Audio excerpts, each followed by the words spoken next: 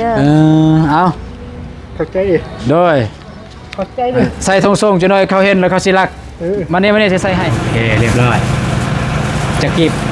จืออะไร130,000พี่น้อง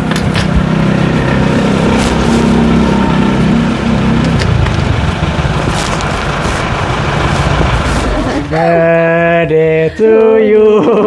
Happy birthday to you โอ้ยเราทาน Happy birthday to you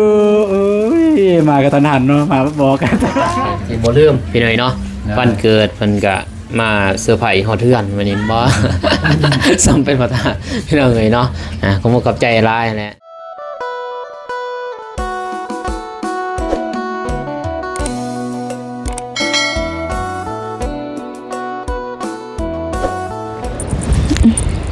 เอาพี่น้องเอ้ยเปิดภาพมาตอนนี้กาอยู่ท่าแต้งอยู่บ้านท่าแต้งเมืองท่าแต้งแข่งสีกองพอดีกำลังว่าสิไปซื้อเค้กเสื้อไฟอายอานงก็คือจัดวันเกิดของอายอานงแล้วก็พี่น้องก็ไปกับไปตู้นกำลังเวฟซื้อเค้กแต่ว่าบังเอิญไปพ่อทางพ่อเพิ่นเนาะก่อนอื่นหมดกราบทักทายสวัสดีแล้วก็สบายดีเด้อพ่อแม่พี่น้องแล้วก็พี่ใหญ่ใจบุญทุกท่านบ่ว่าจะเป็นอยู่ฝ่ายในแล้วก็ต่างประเทศก็ขอกราบทักทายสวัสดีสบายดีเบิดสุขุสุคนเด้อยินดีต้อนรับจองอาตูนชาแนลตอนนี้อาตูนเพิ่นก็ยืนหั่นแหละสิได้เข้าไปทานทางพ่อเพิ่นเลยมันมาแต่ไส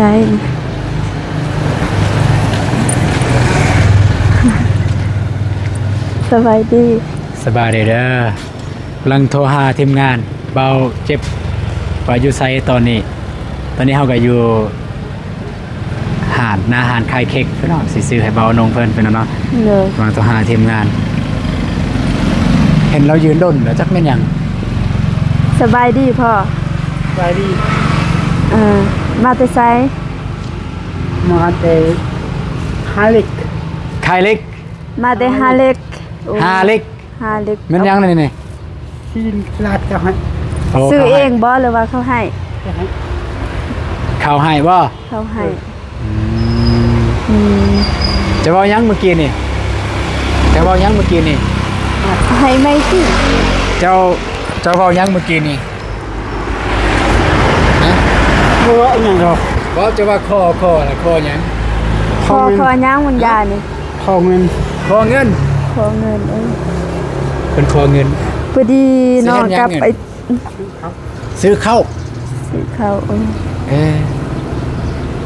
ขายเล็กได้เท่าไรมื้อนี้บ่ได้เลย20,000ใส่เงินใส่เบิ่งเด้อเงินเจ้าต้องส่งบ่วันนี้มาขอเงินเฮาต้นเด้สิขอเท่าใด10,000สิซื้อหยังได้เพิ่นขอ 10,000 พุ่นน่ะ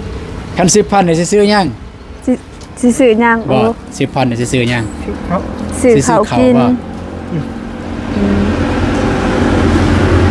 บ้านพ่อหันมีแถวใดอยู่ไสมีแต่จึงฮะมีแต่จึงมันยังก่อนมีแต่จึงบ่เข้าใจจักเพิ่นเว้าหยังดักจึงโอ้เจ้าอยู่ดักจึงบ่ดักจึงแต่ว่ามาอยู่นี่เขาลงอยู่ในเฮือนพ่อเด้แต่พี่น้องตอนที่น้องถามมันยาตอนบ่ได้ถ่ายคลิปน้องถามว่ามาแต่ไสอยู่บ้านใดตอบว่าบ่มีบ้านแล้วก็หาเก็บเล็กหาขายจังซี่แหละพี่น้องโอเคขอเงิน 10,000 เนาะสิไปซื้อข้าวกินซื้อข้าวกินนี่หลีบ่เอาเฮือนเจ้าอยู่ไสให้พุ่นแถวภูแต่ยางว่าจะพุ่นเจ้าฮู้ว่าจะซื้อหยังเจ้าฮะซื้อพึกพอเพิ่นซื้อพึกพี่น้องเอ้ยอันนี้สิไปไสนี่สิมื้อเฮือนบ่สิว่าเฮือนมืดหาเก็บเล็กขายได้แต่20,000กีบ10 พึกฮู้บ่อายุจักปีแล้วเจ้า50 ปีซื้อพึก 50 อยู่เฮือนจักคน ห้าคน อยู่เฮือน5 คนมีเมียแล้วบ่ มีลูกมีเมียแล้วบ่ ฮะ พ่อ บ่มี บ่มีเลย เออ อืม เขาไม่ได้หมัก เขาบ่มักหรือเจ้าบ่มัก เขาก็หมัก เออเขาบ่มักเจ้า เขาอย่างนี้ใครที่หมัก เข้าใจอยู่ สู้ๆเด้อเนาะเพิ่นสิมีเงินจากบ่ไปน้องเอ้ยเพิ่นขอ 10,000 10,000นี่10,000นี่หลี น้องบ่มีเงินสดมีแต่ว่าเงินโอน นี่เยอะเลย10,000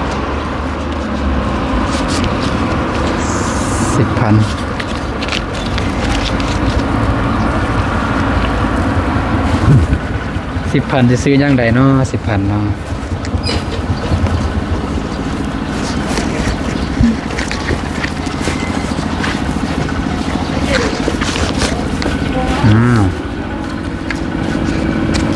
สิเบิ่งฮอดเดี๋ยวว่าซ้ำ20,000 เท่าใดเนาะ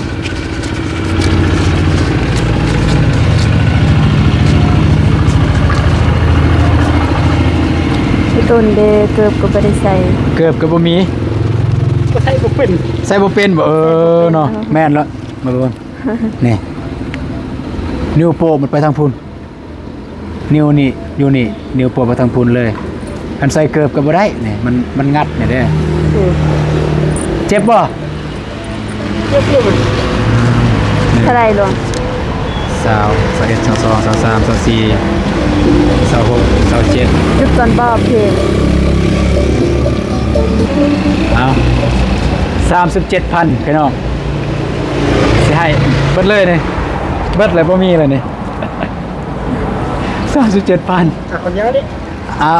าสิให้เด้อ เออ 37,000ได้ไปซื้อข้าวเด้อ ไปซื้อข้าวกินเด้อ เอา เข้าใจดิ โดย เข้าใจดิ ใส่ทงส่งจะหน่อยเขาเห็นแล้วเขาสิรัก เออ มานี่สิใส่ให้ สิใส่ให้ มาจะหน่อยเขาเห็นแล้วเขาสิรัดเจ้า37,000กีบพี่น้องโอเคเอา เข้าใจดิ โดยสู้ๆเด้อโชคดีเด้อ เออ ปุ่นมาปุ่นใหญ่อะเอ้าระวังรถดิ เห็นเลย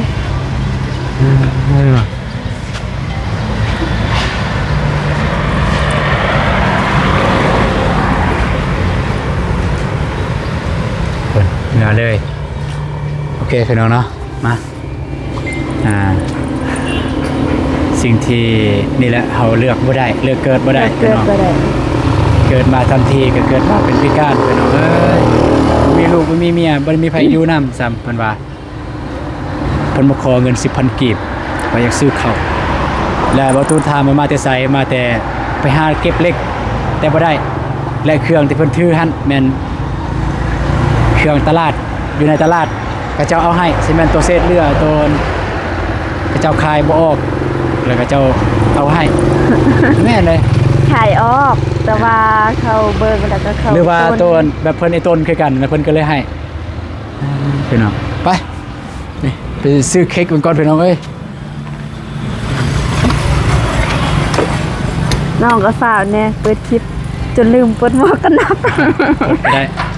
นี่พี่น้องเค้กอยู่นี่ ผมมีใครอยู่สบายดีมีคนอยู่บ่เนาะเฮ้ยผมมีใครอยู่ อันเด้ มาแล้วอ่ะสบายดีเด้อ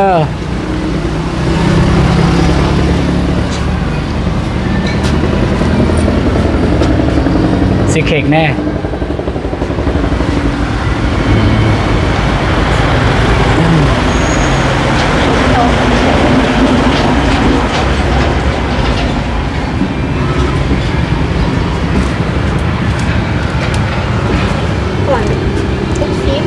ก้อน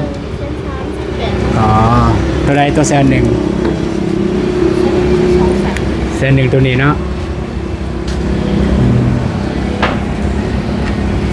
ตัวใดตัวแสนเศร้า ชั้นสาม แสนสามตัวเบื้องนี้ได้เท่าไหร่ ตัวนี้ชั้นแปด แสนตัวนี้200,000 ตัวชั้นสาม 203,000เนาะ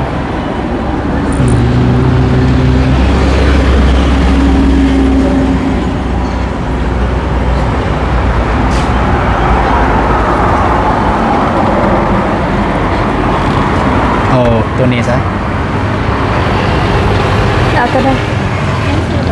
โดยตัวนี้แหละ เอาตัวมีเงินนั่นที่ ตัวมีเงินบ่ มี เออแม่น มีเงินมีรถ เบา น่ะ เบาเบาอนงบ่มักกินเหล้ากินเบียร์ เอาตัวมีเงินเอาตัวมีเงิน เพื่อให้แบบตั้งใจหาเงินน่ะนะ ตัวนี้เนาะ โดยตัวนั้นก็ได้เขาแต่มีเงินให้เงินหลังไหลเข้ามาในชีวิต แม่น โดยจะถือให้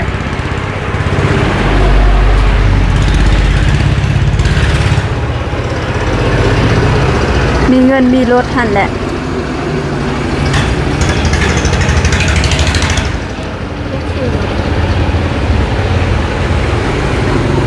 เฮ้ยโอ้ติด กินได้ จับเลยก็ติดตายแล้ว เตรียมแผน ได้ เขียนสื่อ โดยเขียนใส่เลยเบาอนงเฮ็ดบีดีแล้วก็เบาอนงโดยเฮ็ดบีดีมีแล้วแล้วก็ใส่แต่เบาอนงพอพี่น้องนะตอนนี้ก็กำลังให้ทางพนักงานเพิ่นเขียนซื้อใส่เบาอนงตัวของเบาอนงเพิ่นเปื่อยในบ่เปื่อยยานแตนเขาใส่รถเด้มันยันกระทบกระเทือนฮะ เอามาไก่บ่ อันนี้ก็ เอามาไก่บ่เข็ม ประมาณบานตะเกียวเคยไปบานตะเกียวเปล่า ไม่เคยไปแต่ว่า มันค่อนข้างไกลในจักหน่อยไกลนะไม่เป็นปัญหาคือนำเส้นทาง ชื่อเอาชื่อเปิดเสียง ได้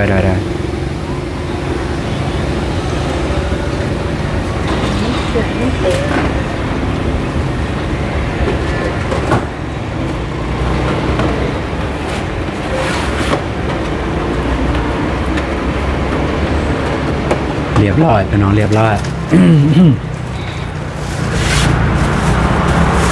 นี่กาแฟว่าขายอยู่นี่แวะไปซื้อกาแฟอีกพี่น้องกาแฟตอยเทียนครบสุดแล้วเนาะเทียนยังเนาะโอเคเรียบร้อยจะกิบบ่จือละ130,000พี่น้อง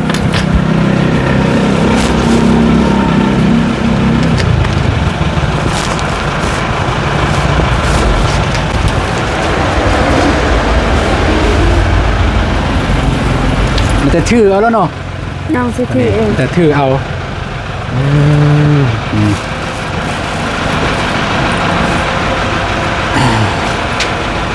เลยเข้าใจเด้อเข้าใจ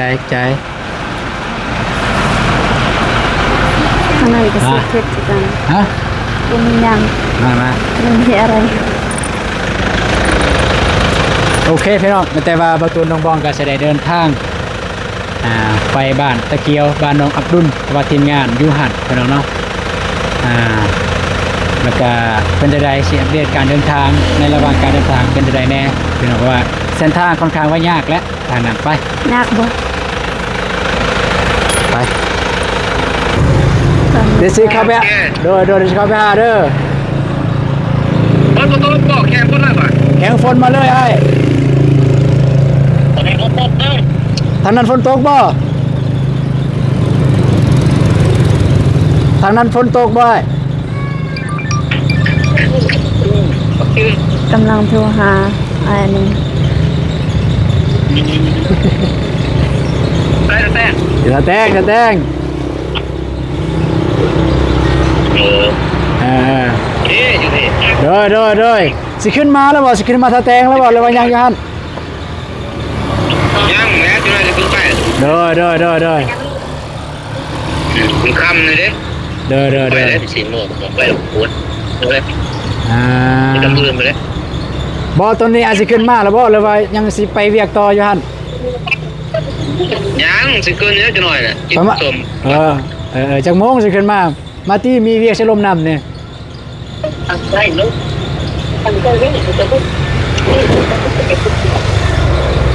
มีเวียกกันนะแบบมีเวียกด่วนนั่นแหละผู้ใหญ่เพิ่นอยากให้น้องปรึกษาอ้ายอะนะ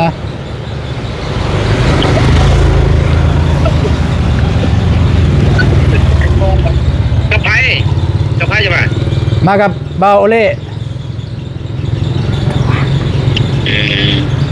ซับ ร็วเลย มากับเมียพาเมียไปซื้อยาประเดี๋ยวจะไปลมเวียกอายเลย สบายดีเด้อ สบายดี ถ่ายคลิปอยู่ ไปเร็วเด้อ โดย เฮาไปหาอายเพิ่นก็ได้ เอาขึ้นมาเลยที่คันบ่ได้ไปใส่ขึ้นมาเลยที่น้องยังลมเวียกอาย โอเค เออ น้อย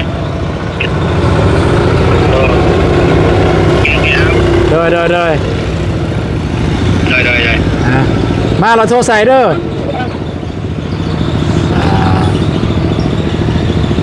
โอเคพี่น้องเบาตูนขึ้นว่าเบาอนงเพิ่นไปเฮือนน้องอับดุลบ่แมนพี่น้องเอ้ยบ่แมนประเด็นไอ้อนงเพิ่นอยู่เฮือนพ่อแม่ตอนนี้แต่ว่าเบาตูนถามว่ายังมีเวียกสิไปใส่ต่อบ่เพิ่นว่าบ่มีแล้วนี่ก็สิกลับเลยเพิ่นว่าก็ไม่ได้ว่าเฮาไปรอถ่ายอยู่เฮือนเลยเฮือนเบาอนงเลยเพิ่นมาเฮาก็เปิดใส่เลยเห็นบ่ไปรอถ่ายอยู่หันเลยไปมันจะมีเอื้อยหน่อยอยู่หันแหละเอื้อยหน่อยไปเจอกันอยู่เพื่อนบ่อนุ่งฮอดแล้วพี่น้องสบายดีเด้อ สบายดีเด้อ ตัวสบายดีผู้สาวคนงามปุ๊จู้อยู่พุ่นแหละอืมจะใส่เอ่ยหน่อยเอาพี่น้องเลยด้วยมาแต่บาทมานี่มายามเบานุ่งไปพี่น้องเอ้ยรอท่าก่อนรอท่าเบานุ่งเพิ่นมาก่อนพี่น้องเอ้ยสบายดีขังเด้อโอ้เจ้า กินงามๆติ กินยังน่ะ กินข้าวผัด กินข้าวผัดซื้อเอาบ่ บ่ เฮ็ดเอง เลย ไผเฮ็ด ร้าน เฮ็ดเองเลยเจ้าเป็นเนาะนี่เบิดแล้วบ่ทันแล้วบ่ตุนบ่ทันแล้วทานน่ะสิมากินน้ำเลยแต่บ่ทานแล้ว พ่อหลานไปใส่ ไปถ่ายคลิป ฮู้บ่มื้อนี้วันหยังมื้อนี้ อันเกิดพอ เจ้า จือเซย จื้อเสยเนาะไปสิบ่จื้อเนาะบ่นงก็สิฮู้โตอยู่เฮามาหานี่ก็ได้ เมื่อกี้เขาโทรห้ามผมว่า ต้องหาพ่อ เขาบอกว่าสิมาจังหวะ พ่อบอกว่าสิมาเอาเราถ่าไปนำกันพี่น้องเอ้ยเอากาแฟได้ลาเด้อนะครับสบายดีเด้อเอ้ยพี่น้องเอ้ยเกิดน้อยโดนนะบ่ได้พบพ่อหน้าตายังงามคือเก่าพี่น้องเอ้ยบ่เฒ่าดอกสำนี้อายุ5ก็เท่าใดแหละ31 ปี นั่น31 ปีเกือบซ้ำน้องคือกันน้องหักน้อง29 ถึงบ่สกเก่า เอาเดี๋ยวน้องเลยมามันเดี๋ยวบ่ได้มีหยังมาเล่นซื่อๆเด้อ โอ้ยบ่เป็นหยังดี พอดีว่าสิเซอร์ไพรส์เบานงเพิ่นได้ซื้อเค้กมาเพิ่นอยู่เฮือนซ้ำโทรหาเพิ่นว่าอยู่บ้านพ่อแม่ เพิ่นเมื่อ เด้ออยู่เฮือนพ่อแม่เพิ่นว่า ยาวแล้วแต่ในมือ พอดีเพิ่นว่ากำลังสิออกมาแล้วยังกินมักส้มอยู่เพิ่นว่าตามเบิ่งในตามลมกันโทรศัพท์เพิ่นคือสิฮู้อยู่ฮู้โตอยู่ว่าเฮามาย้อนหยังเพราะว่าน้องถามเด้มาซื้อเด้ถามว่าไอ้น้องบ่จื้อแล้วไอ้เกิดเดือนใดเดือน5วันที่15เด้เพิ่นว่า ถามก่อนแล้วนั่นไผสิบ่จื้อ โอเคพี่น้องเราถ้าทำเบาอนงก่อนพี่น้องเดี๋ยวเพิ่นมาแล้วก็สิ ก็ยังทำเลย เดี๋ยวรอรุ่นนำกันว่าปฏิกิริยาทางอ้ายเพิ่นน่าได้แน่พี่น้องเอาพี่น้องเอ้ยกะเกียมก่อนเดี๋ยวจะหน่อยเบาอนงมาแล้วก็สิได้ติ๊กเลยใส่ไฟบ่แม่นเรามาปุ๊บแล้วจึงขนาดโอ๊ยบ่แม่นได้พี่น้องเอากะเกียมตั้งแต่ต้นนี้เลยเอาก็เอารถกับเงิน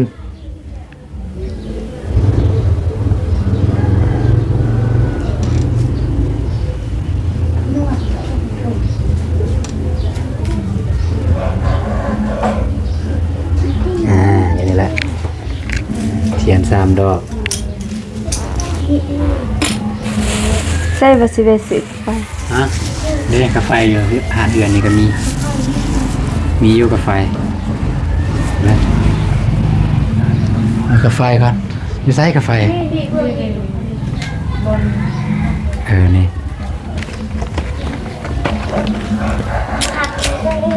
พร้อมเฮ้ยปั๊บหายเพื่อนมาจะหน่อย เปิดแล้ว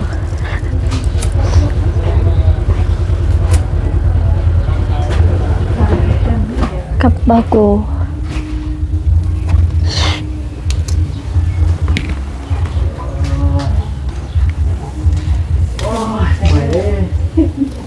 นี่ยัง Happy birthday to you Happy birthday to you โอ้ยเราทาน Happy birthday to you โอ้ยมากันทันหันเนาะมาบอกกันทันเฮ้ยเนาะ แต่ละ โดยจ้ะ โอ้ยคิดว่าแม่ยังมีเวียงมีงานสินะสไตล์ เลยนี่เลยเรียกเห็นเนาะ เด้อมีความสุขในไลน์เด้อ โอ้ยผมตกใจอะไร เลยถ่ายหัวเบิ้งเจ้าของเค้กถ่ายหัวเบิ้ง คือเราเผาก็มีเวียงมีงานเผามาพอใส่ตกกันได้กับเผามาเลยเนาะ ก็คันใดบ่ เป็นยัง แล้วมันฮักเด้กันได้ฮักฟังนะ แขวมาถ่ายหัวกับเจ้าของเค้กมาเบิ้งนี่ ไอโกบ่ทายน้ำบ่ มาบักโกสวัสดีเด้อบักโกเด้อ ไปดีเด้อ มาเยอะคนอวยเด้อบักโกต้นลมเรียนน่ะมา แปดเบ้าเบนมา เสีย ครับนะ ฟรีเลย ยัง เนี่ย เอานงบอลอยากถ่ายป่ะกระเป๋านงมา ตาย กินก่อนเลยเอา ตกใจอะไร ได้โอเคเอามีความสุขหลายๆเด้อเบานงเด้อบ่ได้มีหยังเด้ ฮะ บ่ได้มีหยังมาตอนมาให้ได้เนี่ย มียัง มาบ่โกนั่งนั่ง โอ้ยค่าจับกล่องได้เป็นมีได้ค่ะ เด้อได้เยอะแบบนี้ก็ได้แหละ ใจลายเด้อ เด้อ คือว่ามีเวียมีงานเขาสิไปเอานั่นบ่ บ้านประตูบ่บอกอีกบ่มอไซค์ตก บาซายตกคันใดบ่ ก็บ่ฮู้แหละ บาซายตกคันใดบ่ ตกแล้วมันหมื่นเนี่ยหมื่นวันนี้ก็ไปเลยทางนั้น เป็นยังไงบ่ ก็เจ็บแน่แน่ลงทางนี้เลย อ๋อกระบาบเนาะ ฮะปาดกิน เจ้าของ มีดอล และ ลาร์ ปาด บ่นี่ เจ้าของวันเกิดและปาดมาผู้สาวคนงามมาพุ่นไปนางไกลพอก็ได้ เด็ดพร้อมกันเลย มาถ่าเลย มาแท้บ่ เด้อเอา มีเบียร์ครับ แต่ก็ไม่ล้นก็มาประมาณ10 นาทีนั่งอยู่ในกับประเทศมาฮอด เพราะว่าคอยขี่มาเนี่ยเบิ่งคือว่าสิมีเขาคายน่ะนะคายเอียน อ๋อ ว่าสิปล่อย เสียเอียนปล่อยบ่ เนาะเลยบ่มีสั่งก็เลย บ่มี ขี่มาเลย ปล่อยก็อย่าจะบอกได้ว่าปล่อยอยู่ใส่ได้ ได้ซะ โอ้ย แล้วนายบอกโกไปรัดอยู่ลุ่มบุญ จับได้บ่ นะ ยังพันเนาะ ได้ คนตกได้แห้งได้อยู่จุฬา ก็ นี่ เนี่ย แห้งบ่ ก็ซ้ำนี่แหละเขาก็ตอนฝนตกอยู่บ้าน ดูมา เลยตอนฝนตกอยู่เฮือนพอดีมานี่ กินติน้องบอง เลยน้ำบองปาดเลย ปลาโลด พูดให้น้องอีวาพูด เจ้า กินรส นี่ กินบ่ได้ของหวานเนาะแต่ก็ขอบอกกับใจทางน้องบองก็ตูนนั่นแหละสินั่นวันเกิดเนาะพอน้องเองก็ลืมได้ไปเบิ่งสตอรี่เขายังลืม ได้ มาเบิ่งสตอรี่โอ้วันเกิดได้มาเนี่ยแต่ว่าบอกกันแล้วกับ ไปจะได้มือนี้ไปทางไหนแน่ มีแต่อยู่กันน้องนั่นแหละน้องพิน เป็นบ้า โดยเพราะว่าสัญญาณบ่มีละก็เลยออกเนาะมันบ่สิได้ไลฟ์คลิปอยู่ คือว่าเห็นน้องพินว่าบ่อยู่เฮือนว่าซั่นเป็นอะไร มันว่าสิไปเฮ็ดเวียกอยู่บ้านนี่แหละไปดับ อ๋อบ ริษัทไทยนี่ อยู่บริษัทไทยในคาเฟ่เนี่ยบ่ โดย เออ ราะว่าเพิ่นบ่มีเงินสิไถนานะบ่นุ่งก็ต้นอยู่ดอกอยู่จะได้บ่มีแต่งบแต่ 2,000 บาทตัวนี้ถ้าว่าจำเป็นแต่แท้ก็จกตัวนี้แหละให้เพิ่นไปไทยเอาที่อัปเดตเพิ่นน่ะนะบ่สิต้นนอกอย่างนี้แบบได้เรือนได้หยังนำ ได้ โอ้กระเป๋ากระเป๋าเนาะเอาเมมานมา จับกล้องให้ เออเขียนอันนี้ได้เพียงวันเกิด บาวหนึ่ เบาง อนง ครบ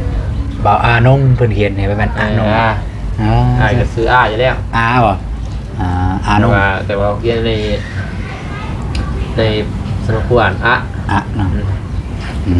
เอาตาสเปิมสมโนเลยสัน เลยก็ซื้อแค่กับตัวนะ ได้ ซื้อปุ๊บแต่อย่าถ่ายได้รันอยากอีกหน่อย น้องอวยเมื่อกี้นี่เนี่ยกลับคืนอีก เพราะมันมีดนี่นะตัวนี้ก็ได้ป่ะโหดเกินตี้มีด อย่าดิมีดไก่เด็กน้อยอีกได้เนี่ยมีดไก่เด็กน้อยไม่ได้ ได้นี่ก็ตักอะไรได้นี่ได้ เอาเนี่ยตักก็ได้ขอบใจหลาย อันตรายนี่ นะ ตัดนี่ก็ได้ กินเลยจะก็วันเกิดกินเลย เอากินคุณเนาะ บุญเป็นเจ้าของกันง่วมแล้ว ตามเป็นหนุ่มบ้องกินหรอ หวาน กินหรอ มุตีได้ไหมกำลังยางได้เห็นยังกับยางได้ตันเนาะ ตัวหาเบานุ่งเนี่ยโอ้ยเพิ่นฮู้อยู่นะในใจกันว่า มูฮู้รีแล้วว่ามีเวีย ไปจนลืมตะกี้ตอน แต่บอกโก้ยังลืม เขาไม่ได้ถ่ายคลิปดันเพราะตอนนั้นเฮาเซอร์ไพรส์อยู่ผู้อยู่ เพื่อนบายเพื่อนน้องซาลี ตอนกำลังเห็ดแน่นอน แม่ตอนนั้นเพื่อนน้องซาลี มาสิเมื่อแล้วมันคำเลยนะอีกสี่วันนี้เขาเมื่อวันยังว่าเลยเก่งหยาดเนี่ย จะเปล่านะจังน้อยจังเมื่อนะว่ากับเปล่าน้องดา เจ้าน้องน้องบ้องเนาะ ได้ ตอนเห็นผมก็จะพูดจ้ากันแต่เพิ่นเห็นบางท่านไปสัมผัสน้องเพื่อนตอน ได้ตักแม่น้องบองใส่จานเบาโก ตัก เด็กหน่อย นะ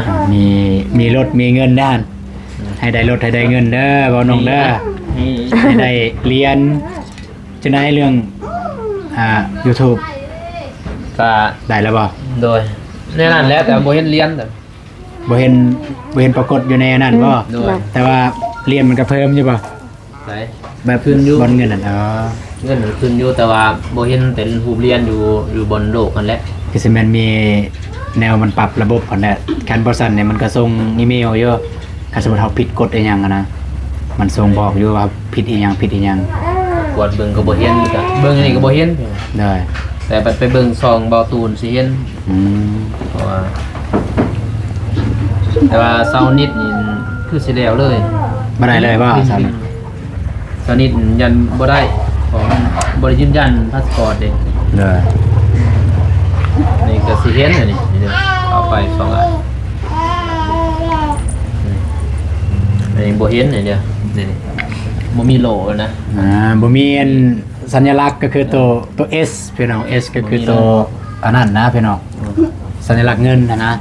ตัวสีเขียวแต่บ่ได้เห็น YouTube นะจะฮู้อยู่ คือนี่เนาะคือ2บ่สาย2บ่สายสิ สอ เห็น งสายเห็นเนาะ นี่สิเห็น อ๋อนี่มีสีเขียวนี่พี่น้องตัวสีเขียวนี่ นี่มัน ตัวนี้บ่ เห็ เห็ น น เลยไม่มีเลยไม่เห็นเลยมันอยู่หลังบ้านเนี่ย หลังบ้าน อืม หลังบ้านบ่เห็นบ่เหรอ ไม่ได้เปิดเลย เปิดหมดบ่เห็นเปิดเปิดหมดน่ะแต่ว่ามันเฮ็ดเองมันน่ะเป็นเอง เรียกว่าลบแอปมันบ่ลบแอปโหลดใหม่ โหลดใหม่หมด โหลดใหม่เบิดแล้ว YouTube ก็โหลดใหม่ Studio ก็โหลดใหม่เอานั่นเอาถ้วยติลูกเอาถ้วยไปเลย บวงที่ ไปเอาถ้วยกับบวงมาจะกันบวง 3 1 2 3 เท่าไหร่นี่ 50,000 บ่มีแล้ว เอาแท้ 50,000 บ่มีแล้ว 50,000 ฝ่ายก็เคยซื้อ เอาแท้50,000 ใช่50,000 จะได้เบาโก นะ เห็นหน้าเห็นหนวดดนละ เป็นเดือน เป็นเดือนแล้ว เว้นแบบ ปลูกกาแฟ ปลูกกาแฟ นี่แล้วดึงเพิ่นมาเนี่ยนะโคนำเลย คุณปลูกกาแฟ ข่าวมาเนี่ยเลย เสียคนต่อไป กัน เอ้ยคันมัน โอ้ย เกิด โอ้ย เป็นเสียแท้ ร้าน เหมือนโดนแตก ร้านคือเลยบวงได้หรอกว่าบวง เอาหลายแท้ ไอ้ว่า